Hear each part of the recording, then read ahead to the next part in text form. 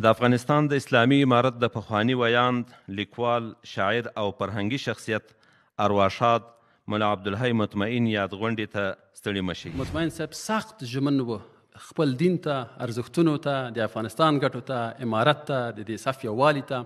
د ملګرو زخمي زړونه پرې ټکور دي، کتابونو کې دي کرښې لا ژوندی دي.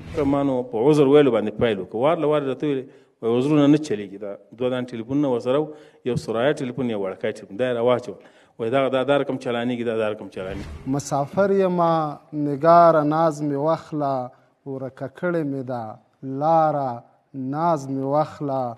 د دې دندې تلوسې یو دپاره یې د ظاهرولو دپاره یو فقهي مفهوم کارولی دی په خپل شعر کې. مونږ یو څو تنه له د مینې تر بازاره